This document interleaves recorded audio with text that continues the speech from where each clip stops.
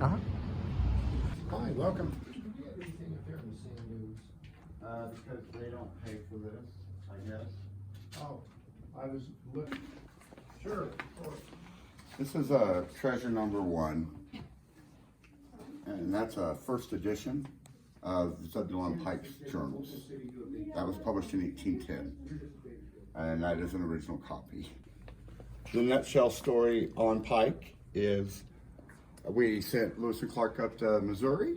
Well, we sent Pike up to Arkansas to explore the southern part of the Louisiana Purchase. He also had the mission to see what the Spanish were doing out here. So you can see on the little map here, he starts in St. Louis and goes to the Continental Divide, follows the Arkansas, and then he turns around and he crosses the Arkansas River somewhere around Royal Gorge, of all places, in December. Right? So now he's not in Louisiana anymore. He's in Spain. Oh, okay. Right? So they come through Medno Pass. That's the pass at the sand dunes, the Great Sand Dunes. And about 15 miles south of Alamosa, one of our Mormon colony towns is named Sanford. Well, that's where the confluence of the Conejos and the Alamosa River, the Rio Grande River is. All right. There we go. This is the first copy of Pike's journals, which is what he wrote in as he was going along. Oh, no, sorry. Work with him. I got time. Okay, sorry. I'm no hurry. All right. This is the first edition. This is the first edition of Pike's journals, which he wrote in as he was exploring the southern U.S. So he basically did this entire route and went through Colorado, around Alamosa area, and then he got arrested by the Spanish people, and they took him down to Mexico, passing along Albuquerque and Santa Fe, which we've been to. Did that? What? His name, let's say, probably 2014. Okay, this is depicting the journey. Right. So there's a replica of that. Oh, there. Fort Garland does the administration on it. Okay. But I don't normally send people there because it's what it is. It's a stack of logs, Okay. right? Yeah. And a nice. Right. I don't send people there, Right. because they're going to get out there and say, "Wow, it's a pile of logs." This is Pike's stockade, which is where he was going to spend the winter, but then the Spanish arrested him, and a Disney artist named Ed French drew this a few years ago. And go. I mean, painted. The Disney artist didn't draw Oh, it. you say in Right. the French. Yeah. Oh, in the Disney artist. And Ed French, a Disney artist, painted this painting a few years ago. Piece, right? The two pieces on the bottom, though, those are Structo. Those were made by the same people that make the erector sets. Oh, okay. You remember the old erector sets? So that's 1946, 1947. Just as soon after the wars, they could start making toys. And there's a few things in our museum that are here because of the collector, not because they're from here. John Brandt was a World War II veteran, and he ended up being. How did you catch them? I didn't. Over So- there's a Hercules beetle. A Hercules beetle.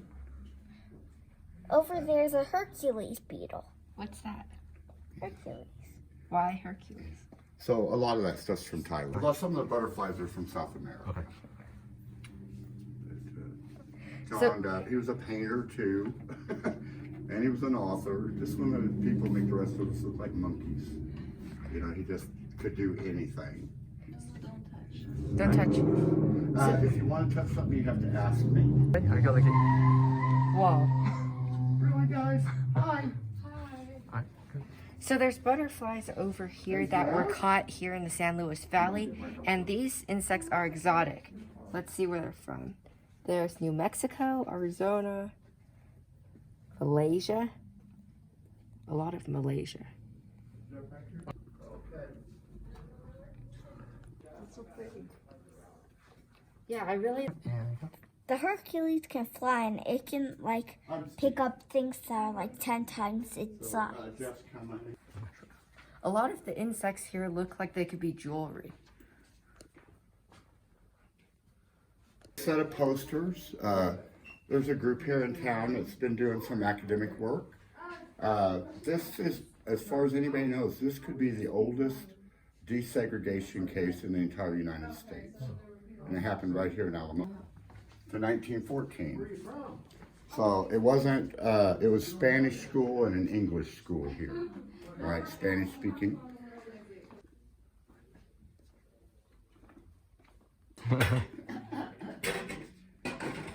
Little miniature version of a one-room schoolhouse, okay? So what's important to remember? You got a first grader sitting here, a third grader, a seventh grader. So they all had different lessons. There's a dunce cap. Yes, that's about shaming. Yes, Hopefully I know. if corporal punishment don't work and shaming don't work, I don't know what we're gonna do, right? They don't really know what the slates are, the little miniature blackboards. They're called slates, because that's the type of rock. That's my trivia questions, yes. So, and then the inkwells catch some people's attention, Wait, what river runs through? Is it Rio Grande? the Rio Grande. What does Alamosa mean? I don't know. Cottonwood Grove. By the reprint. A lot of homeschool teachers like it because it's a phonics-based system, right?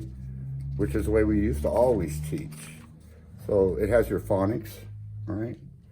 All broke. Your cursive lessons. So it makes it eclectic because there's little pieces that don't have a desk. We're sitting in the schoolhouse, but wait, would an actual schoolhouse have desks? Oh, it could have had plank floor easily. Probably had a wood floor. They come in sets, right? Yeah. I have more in my storage, but It looks weird. No. looks like you're. Sorry. Alright, let me get a photo of you guys. You want to take off your mask real quick? Yeah. Alright, look here, boo boo. I'm fully vaccinated. Okay. Yeah. 1, 2, 3, look here, cheese. Alright, and go. Hey, buddy, go over and pick up that dark brown book on the far end over there, off that desk. You see it? That one? Yeah, bring me that, please.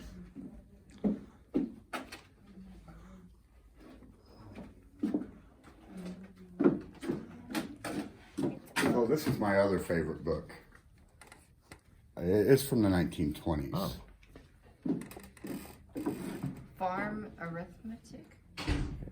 So I'm pretty sure it has all the conversions for different grains to peck. We're ready. Alright, go. We're in the schoolhouse right now, and each of these desks. Wait, we're in the schoolhouse right now, and if kids were to sit here, then they would be from all different grades because it's a one-room schoolhouse. So here is a book for second grade, and there's a farm arithmetic that's probably for high schoolers, and all the questions in here are super specific. Like, I'll read one of them. How many pounds difference of protein and fat in a purchase of 20 pounds each of pork chops and cured ham? And also there's a dunce cap over there, and the teacher's desk has apples because teachers love apples. And they used feathered pens. And I have some metal. So that's what, so these are quills, I'm gonna right? put this book back. So they would have used like a piece of wood and a quill instead of a feather. Feather's really old, but metal quills would have probably, in the 20th century, it would have been this, mostly. But they still would have had to use an inkwell. Here by her desk, and let everybody point at you. So you're gonna sit down? That's what it's about.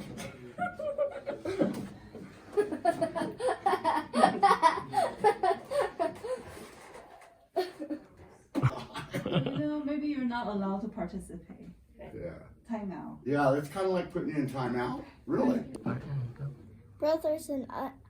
My brother's in timeout, and he looks like an upside down ice cream cone. Cow.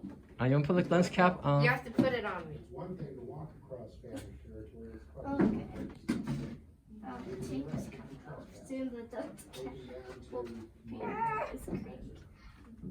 and they confiscated all of his materials. Well, your turn to make the dunce. He had to Oh yeah, the stupid.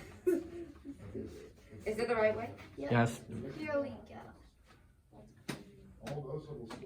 Alright, sit down. Alright, look here. 1, 2, 3, cheese.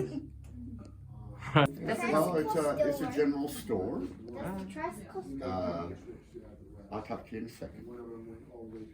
Wayside, Colorado. That was the stage stop before Alamosa was founded. It was just on the other side of the river, on the Maddox Ranch. And they had a little general store there and a little post office. This stuff actually came out of the, I think as far as types of packaging and types of advertising, early 20th century, I think it's pretty representative. Advertising doesn't go much back past 18th. Alright, here we go. This is an old general store, and the reason why there's a Cracker Barrel there is because they used to sell those at almost every general store, and they didn't go stale because they put a lot of salt in the crackers, so they just were able to leave it out in the open, I guess. Of course it does. You have to pump it all the time. Yeah. It doesn't have pet. And the monster school will. So Tom Tobin, this is his outfit. Tom Tobin's famous for a few reasons. First of all, he was Kit Carson's favorite scout. They worked together a lot. They were close enough, even his daughter married Kit Carson Jr., so they were in-laws. He also worked for Fremont. He's the one that blazed the Oregon Trail, made 5 trips to California, right? General Fremont, the Bear Flag Republic, all that. You California kids should know all about that, right? Be a nice stop for you too. Sure. Right? Yes, sir. I see. Yeah. Okay, you want to say something real quick? Alright. What year was he killing the... 1863. You guys didn't talk about them killing. It's the only one, right? So in 1863, there were these Espinosa brothers that killed... So in 1863, there were these Espinosa brothers that went on a killing rampage, and then Tom Tobin was hired by the government to kill the Espinosa brothers, and he did it successfully and got some leather stuff as a reward.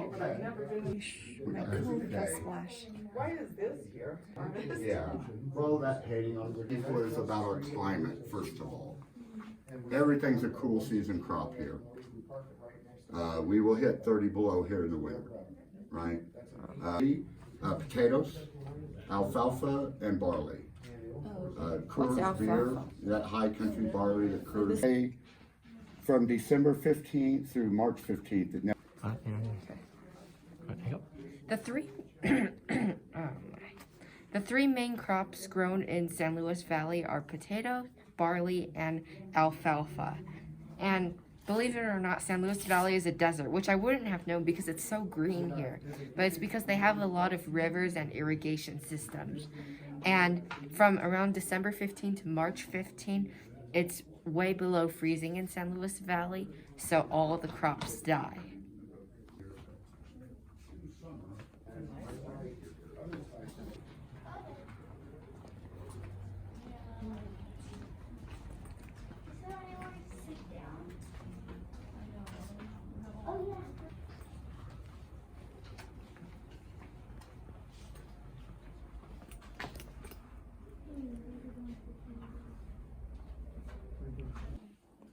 This is called a trap. Here's a dentist chair. Just had the bottom part, but it was so. Is it too? It's an antenna. This is an on speaker. It sound good. Yeah. In the early 20s. Take into consideration there wasn't any. And go. Our next stop is the San... Will we come closer, Master? Master? And go. Our next stop is the San Luis Valley Museum. Let me angle it more. That's the flag keeps blowing. Let me try to swap positions. Swap positions, two of you. Swap. Come on, Swap. Molly. Alright, that's better. Alright, go. Our next stop is the San Luis Valley Museum. Stop spitting on me. Our first stop, everything.